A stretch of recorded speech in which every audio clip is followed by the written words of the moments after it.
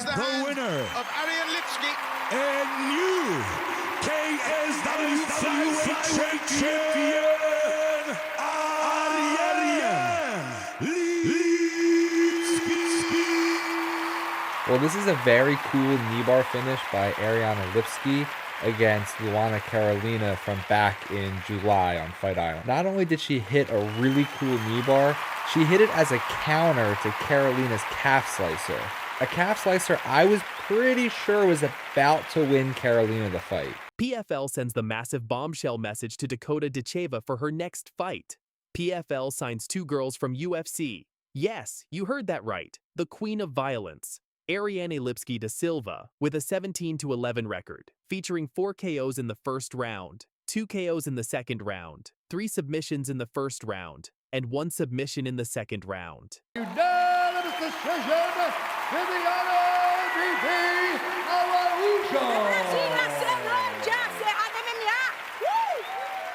Contra a Aika Miura, né? E aí na época ela era uma estrela lá do Japão, e aí eu fui, ganhei dela. And the second fighter, Viviane Araujo, with a 13-7 record, including 1 KO in the first round, 2 KOs in the second round, 3 submissions in the second round, and 1 submission in the third round. Can these girls be the biggest threat to Dakota, or even beat Dakota? Stick around because we're breaking it all down. Come on in. Offensive. Oh, we're ready. So long and rangy. put away. Oh! Let's set the stage here, people. Dakota Ditcheva has been absolutely unstoppable. The undefeated British knockout artist made waves in 2024 when the PFL introduced its women's 125-pound division. She didn't just win, she dominated.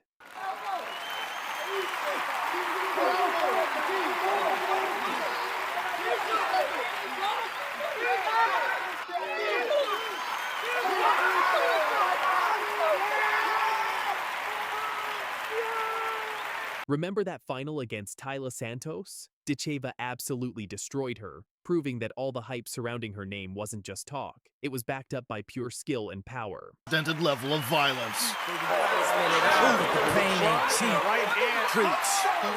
But here's where things got interesting. With Ditcheva's star rising faster than a rocket, everyone started talking about her potentially jumping ship to the UFC to challenge the legendary Valentina Shevchenko. The MMA world was buzzing with anticipation. But then, boom! This past summer, Dangerous Dakota shut all that down by signing a brand new deal with the PFL.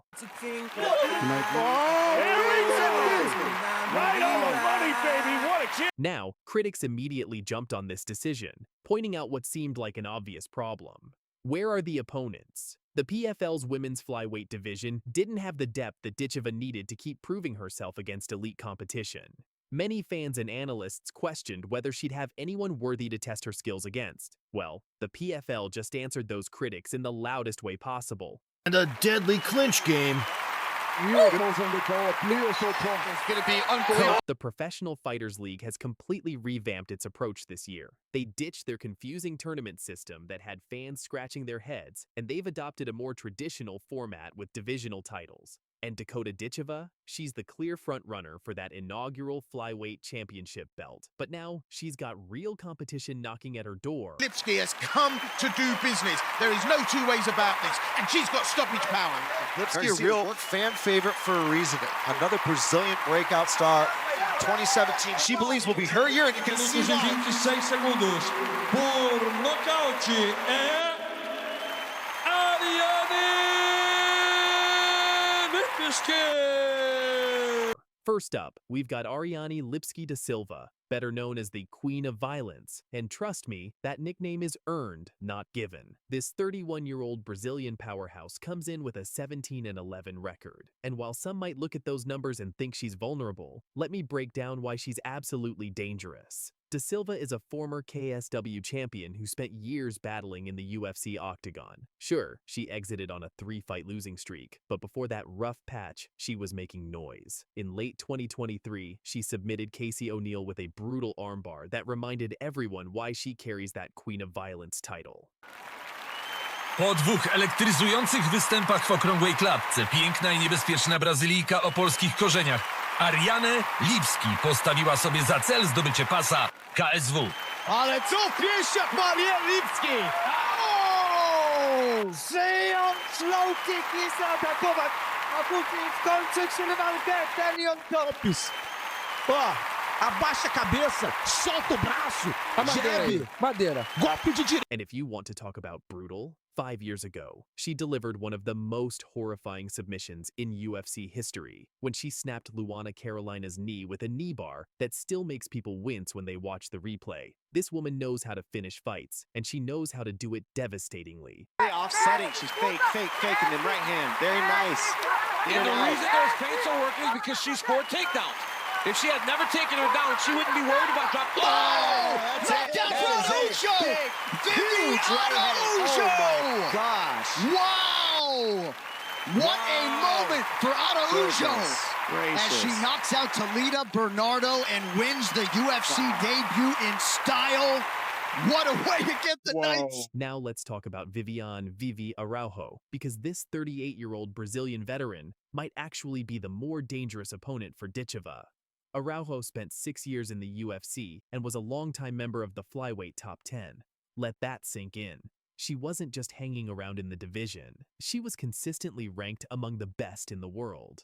During her time in the Octagon, she racked up impressive victories over big names like Karine Silva, Jennifer Maia, and Roxanne Modafferi. Decision, Viviane Araujo. Vivi, I know it's been an emotional year for you. Congratulations on a great performance tonight. How do you feel? Thank you. I feel great. And I trained a lot this year.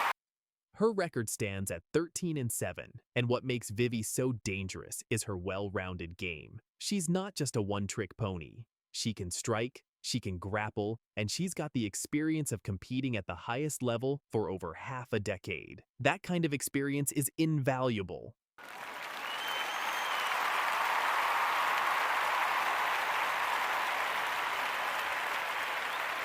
When she exited the UFC after dropping a decision to Tracy Cortez at UFC 317 back in June, many thought her best days were behind her. But joining the PFL gives her a fresh start and a massive opportunity to prove she's still got what it takes to compete with the very best. So here's the million-dollar question that everyone's asking. Can either of these UFC veterans actually beat Dakota Ditcheva?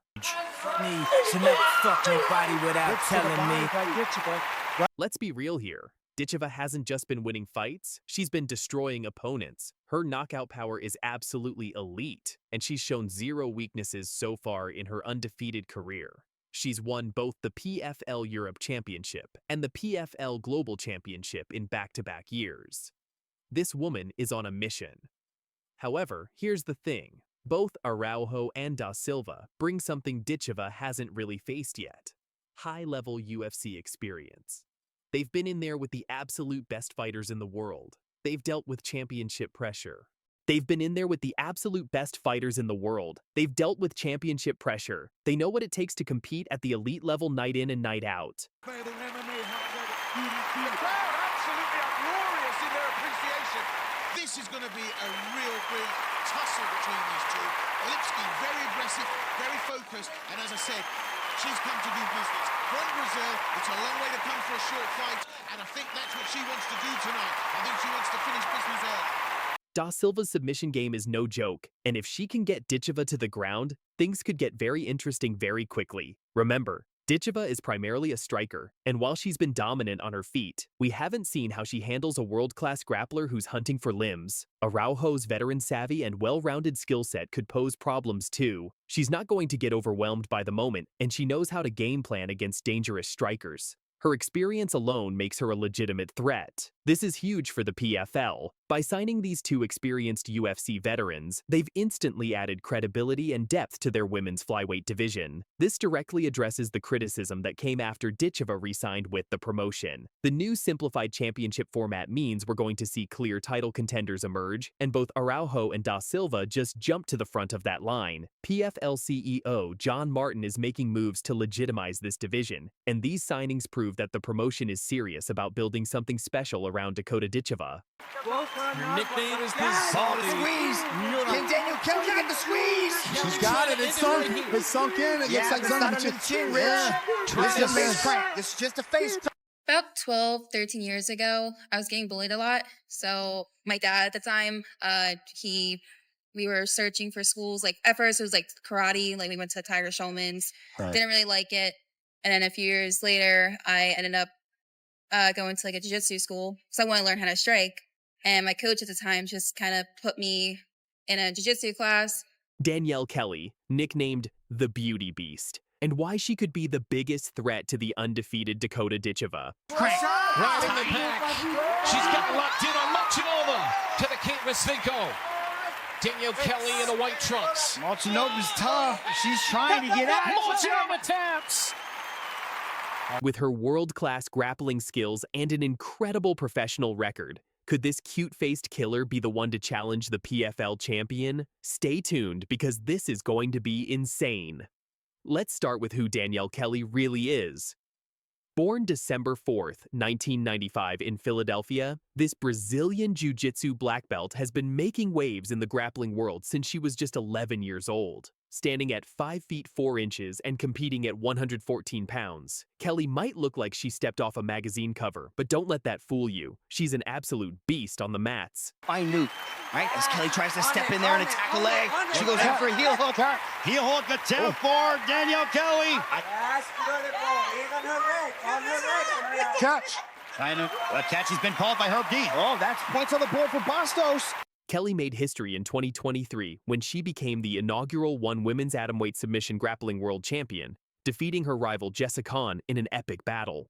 This wasn't just any win, it was a statement to the entire combat sports world that women's grappling had arrived at the highest level.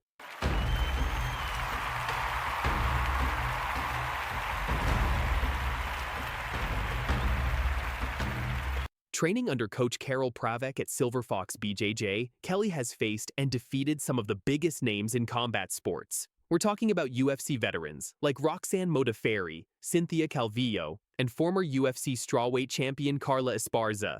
That's not a typo. She submitted these MMA fighters using pure grappling technique. Now let's talk numbers, because they're absolutely insane.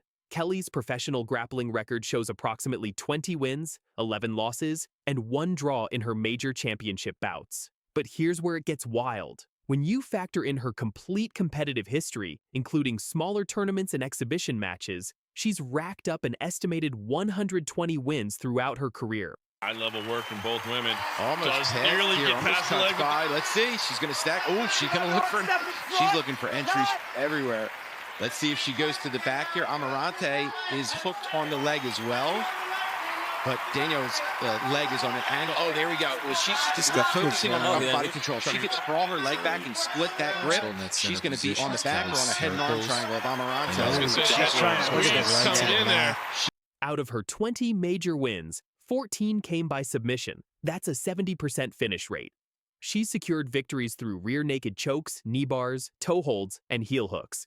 Her submission game is so diverse that opponents literally don't know where the attack is coming from. Kelly has competed at the highest levels, including one championship where she became world champion, Who's Number 1, WNO, Championships, Fury Pro Grappling, ADCC Trials Rise Invitational, 2018 125 pounds champion, Submission, Hunter Pro, 130 pounds, no-gi champion. I knew, right? As Kelly tries to step in there and attack a leg, she goes in for a heel hook. Heel hook attempt for Danielle Kelly. Catch.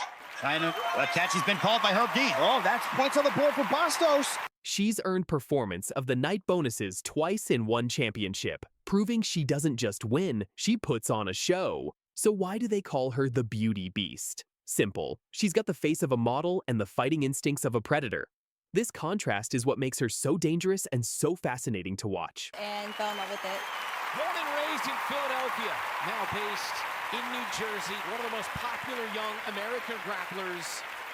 Deep. That's a face crank. Riding the pack. She's got locked in on Molchanova. Molchanova's tough. She's trying to get out. Molchanova taps.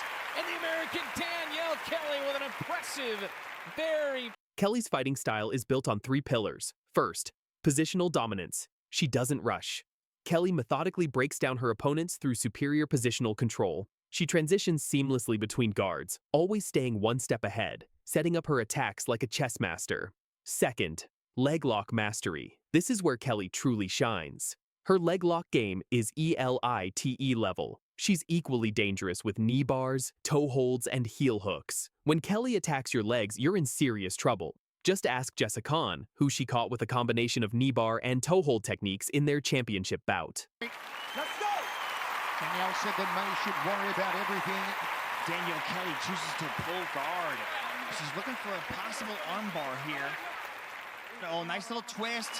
Ah, look how fast Kelly is.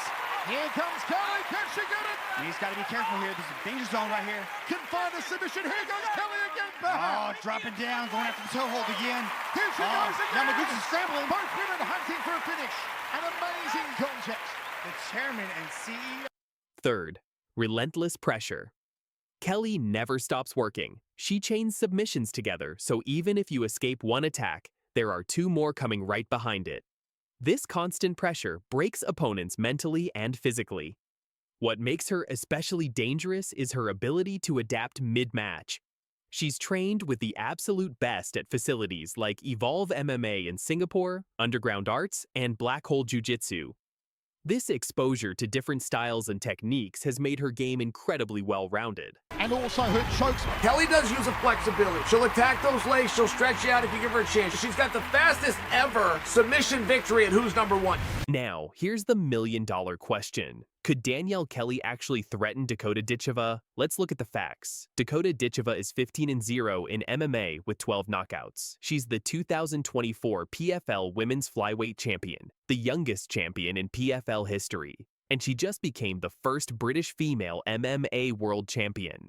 Her striking is nasty. Those body punches that finished Tyla Santos? Brutal. Come on in.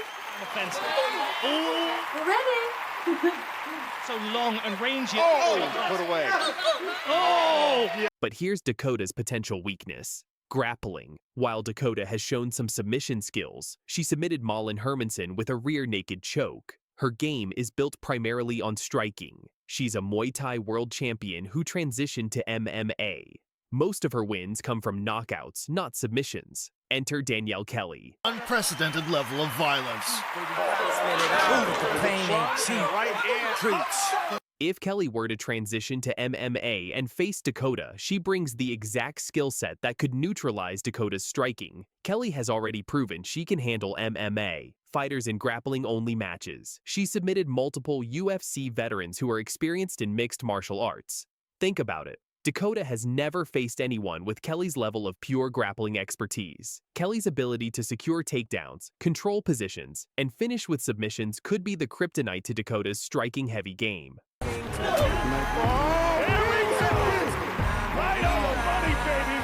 People are now calling Danielle Kelly the Dakota of one championship.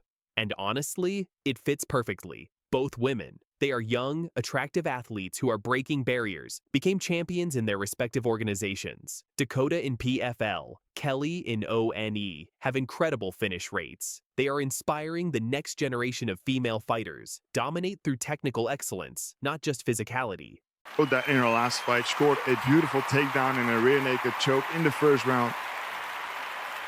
I can't think of a bigger talent in women's MMA right now.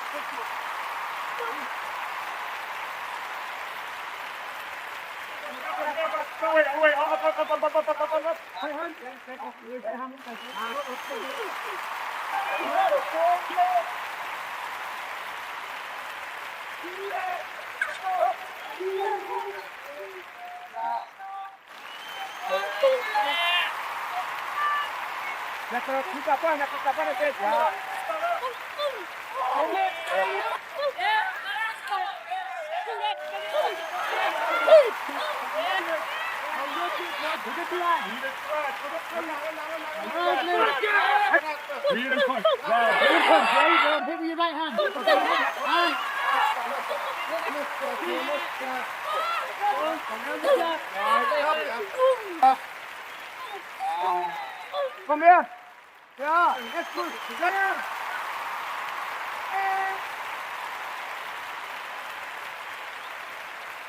Cornelia Holm just drops the massive bombshell message aimed directly at Dakota Ditcheva. Nobody expected what would happen next. This is the story of how pre-fight confidence turned into a devastating reality check inside the cage. Dakota Ditcheva and Cornelia Holm, from trash talk to knockout. Make sure you hit that subscribe button and smash the notification bell because you won't want to miss what happens next. Kom igen! Ett push! Kom igen! Jävligt turn! Jävligt turn! Kör! Kom igen!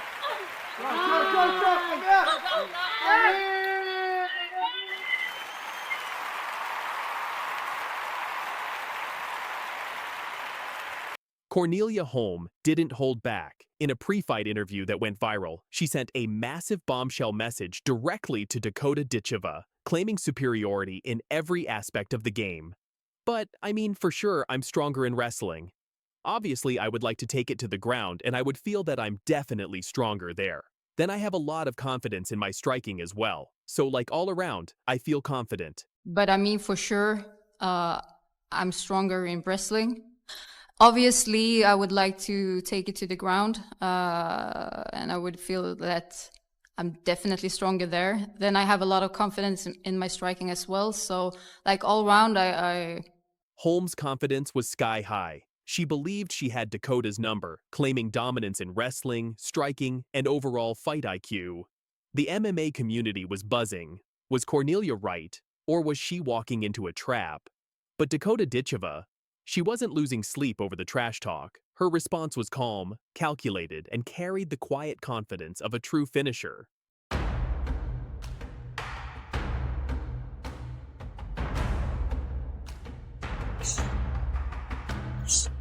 When asked about all the pre-fight talk from her opponents throughout the tournament, Dakota delivered a response that would prove prophetic. Yeah, it feels good. I mean, I listened to so many people talking throughout this whole tournament. It's nice to get in the cage and showcase my skills and shut them up that way, because I'm not really bothered about proving them wrong. Do you know what I mean? I just kind of get in the cage and prove to myself that they're all just talkers. Yeah, it feels good. I mean, I listened to so many people talking like throughout this whole tournament. It's nice to get in the cage and showcase my skills and shut them up that way, because I'm not really bothered about like proving them wrong. Do you know what I mean? I just kind of get in the cage and prove to myself that they're all just talkers. That's the difference right there. While Holm was busy making predictions, Dakota was focused on preparation. She didn't need to respond with words. She was planning to respond with violence. And that's exactly what happened. But it didn't stop there. After Dakota's interview went public, Cornelia Holm took to Twitter and dropped another bombshell, doubling down on her claims and firing back at Dakota's confidence. The online back and forth had fans divided. Some backed Holm's wrestling credentials. Others knew Dakota's knockout power was something special.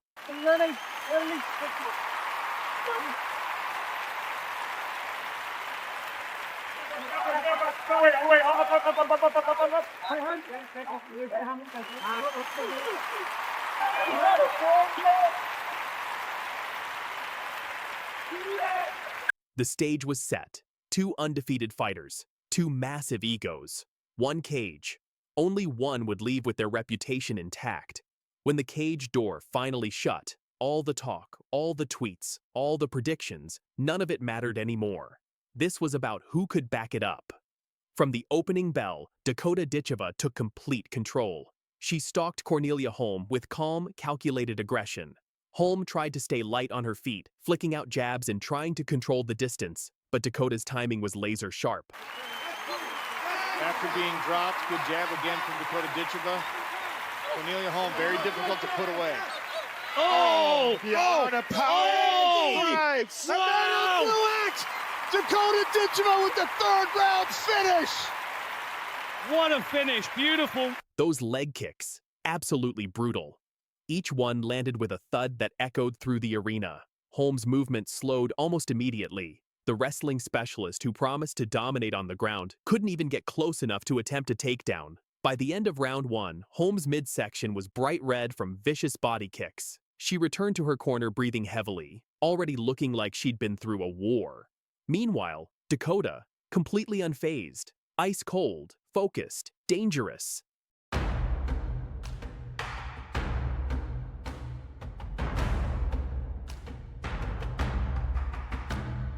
The second round began with Cornelia Holm trying desperately to increase her output. She knew she was falling behind.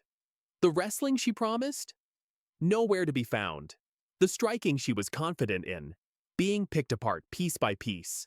But Dakota remained calm and composed, slipping punches and landing devastating counters. Then came the moment that had the entire arena on their feet, a spinning back elbow that connected flush on Holm's jaw, rocking her badly and drawing gasps from the crowd. Good. Stay still like this. Keep it control. Nice. Very good. He's working good. When you're ready, manipulate that head. Holm backed up to the cage, exactly where Dakota wanted her. In the clinch, Dakota unleashed brutal knees and sharp hooks to the body. Each strike was punishing. Each shot was purposeful. Cornelia Holm's confidence was crumbling with every passing second. The fighter who talked so much before the fight was now just trying to survive. By the start of round 3, everyone in that arena knew what was coming. The writing was on the wall. Dakota Ditcheva smelled blood, and she wasn't going to let this go to the judges.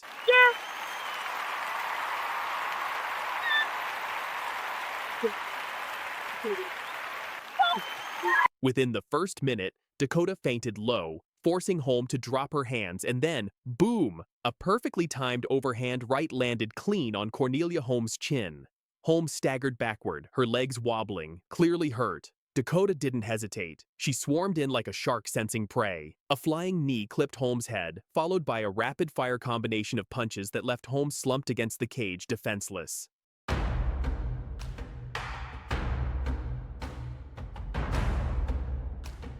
The referee had seen enough. He jumped in and waved it off. TKO victory for Dakota Ditcheva. Dakota Ditcheva didn't just win this fight, she made a statement. She didn't just defeat Cornelia Holm, she dismantled her. From striking to cage control, from power to composure, Dakota showed the entire world why she's undefeated and feared throughout the division.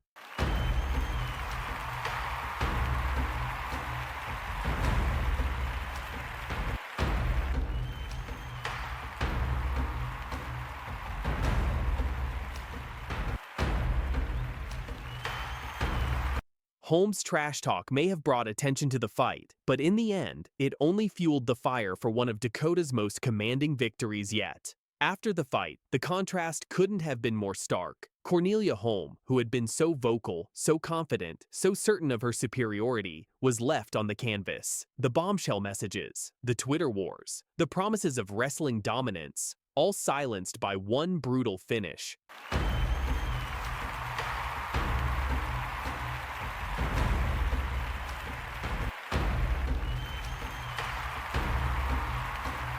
Dakota Ditcheva? She didn't gloat, she didn't trash talk back, she simply nodded, hugged her team, and walked out with her undefeated record intact and her reputation elevated even higher. Because at the end of the day, Dakota doesn't need to talk, she lets her fists do the talking, and they speak volumes.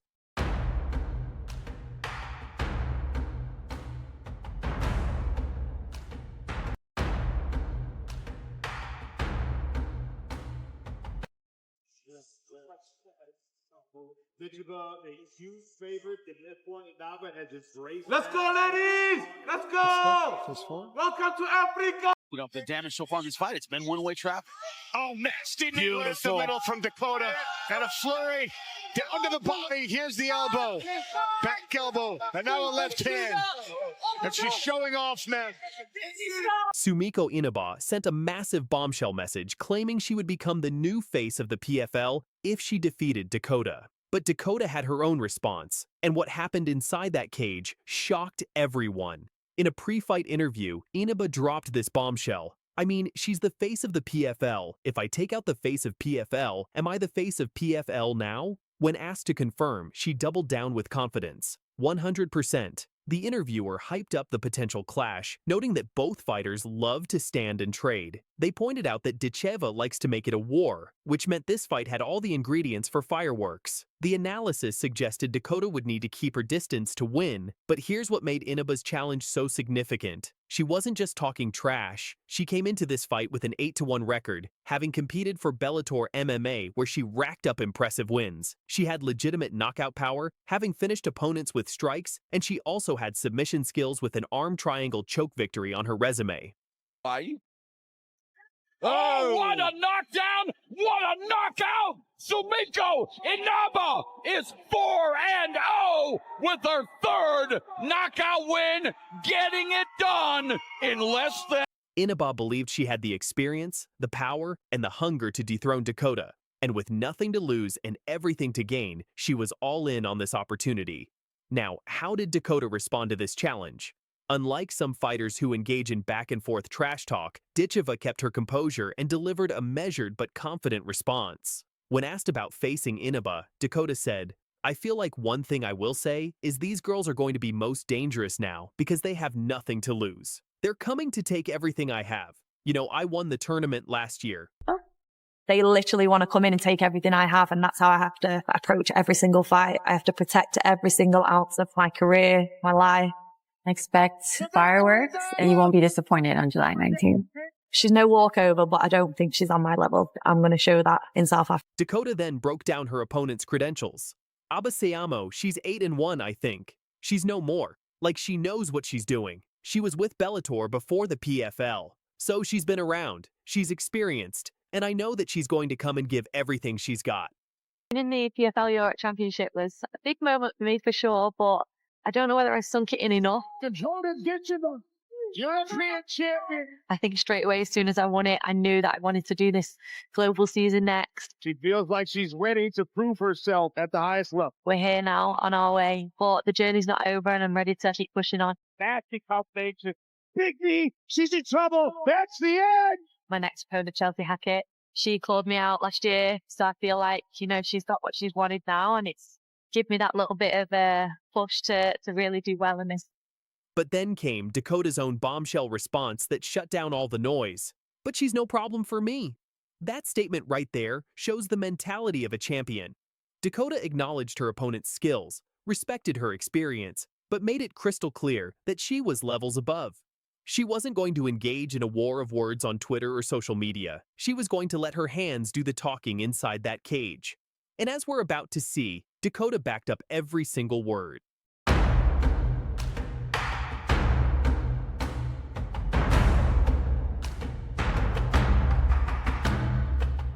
The stage was set for July 19, 2025 at PFL Champion Series 2 in Cape Town, South Africa.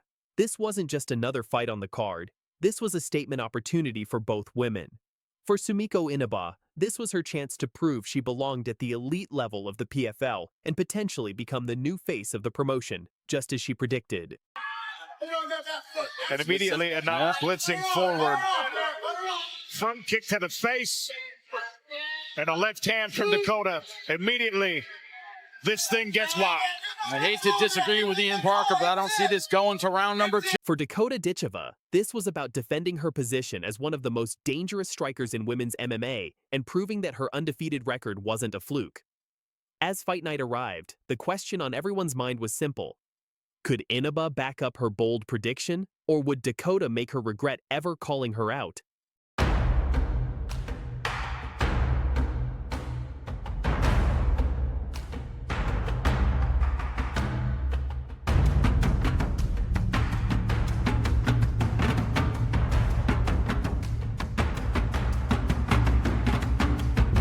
Inaba came out aggressive, trying to pressure Dakota and impose her will, but Dakota's range management was absolutely brilliant.